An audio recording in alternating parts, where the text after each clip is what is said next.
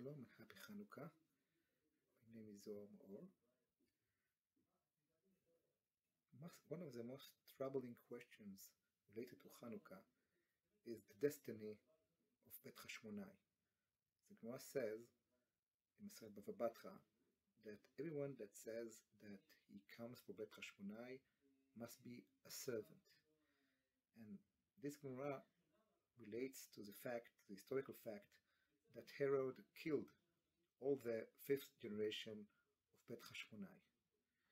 And even before that, we know that Bet Hashmonai that fought the Hellenistic culture, in fact, adopted this culture starting in the third generation. So, what was the sin of Bet Hashmonai that caused such a punishment? The explanation of the Ramban is quite famous, and I want to suggest Rav Shagar's explanation to this Ramban. I will read the Ramban in Hebrew. And וזה היה עונש החשמונאים שמלכו בבית שני, כי היו חסידי עליון. This was the punishment of the Hashmonaim, because they were pious Jews. So what happened? ואלמלא הם נשתכחו התורה והמצוות מישראל. They fought to keep Torah mitzvot in Israel. And אף על פי כן נענשו בעונש גדול. The punishment was great. כי עם כל גבורתם והצלחתם נפלו ביד אויביהם בחרב. With all their might and success, they fell. They were defeated by the enemies. So, what was the sin? The sin, according to Ramban, was that they made themselves into kings. And he says, היה עונשם מידה כנגד מידה, שהמשיל הקדוש ברוך הוא עליהם את עבדיהם והם החריטו. Because they made themselves kings without permission, the punishment was that Kadosh Baruch Hu took Herod to be the king, and he executed all the fifth generation of the Hashmonaim. Because Rabban says, according to the Pasuk, Vayechi, and this is where the Ramban appears, לא יסור שבט מיהודה ומחוקק מבין רגליו.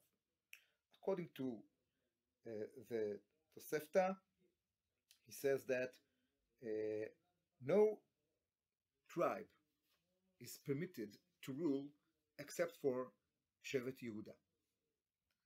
And this Ramban is quite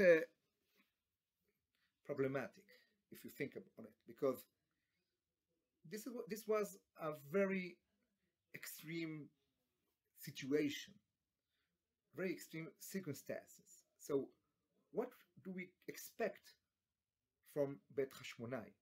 Should they look for someone that comes from David, okay, many years after the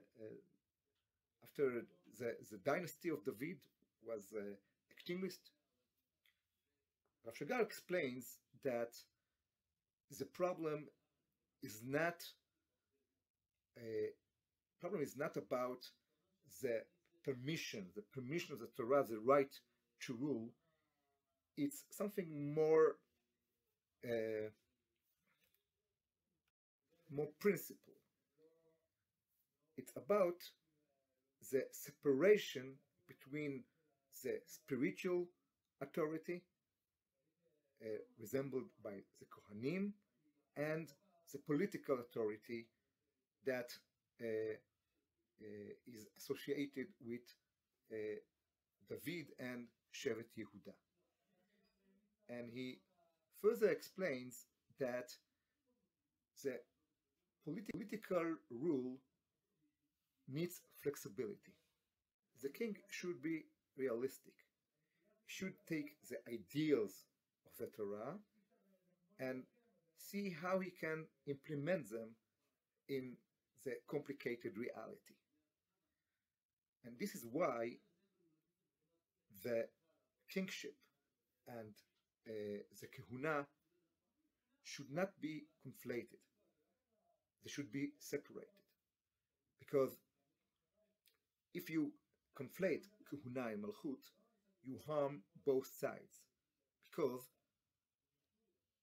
the Torah,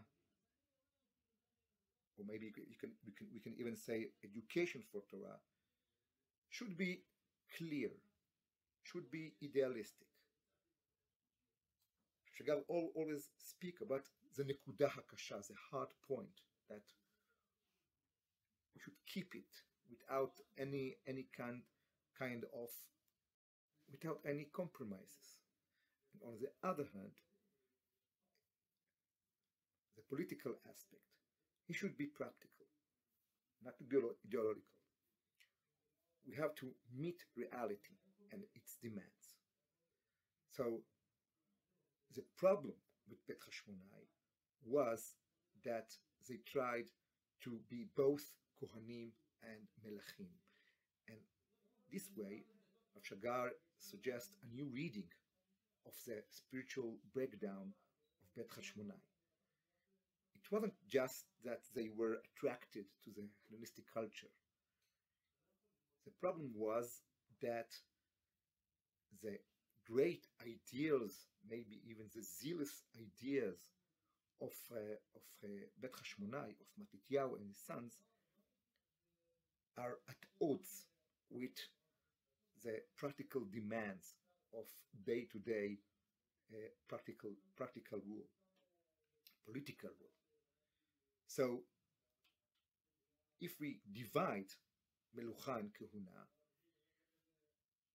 then we have a better model, because this way we can say that the Melucha will take the practical decisions, the practical considerations, and the Kehuna will provide the horizon, the ideal. And when we have this division into Melucha and Kehuna, then we can have the balance between the two needs. The one, the practical need, the political need, and on the other hand, the idealistic and the ideals of the Torah. So this tragedy of Bet Hashmonai symbolizes for Rav Shagar are a very important lesson for today, because it's very tempting to even today to conflate Kehuna and Melucha.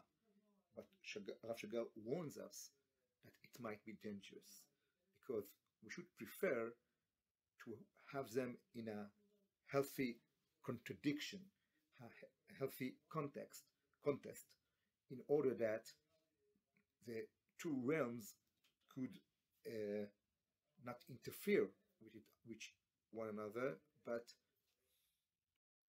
so that the two realms can inspire one another. So, thank you for listening. Happy Chanukah.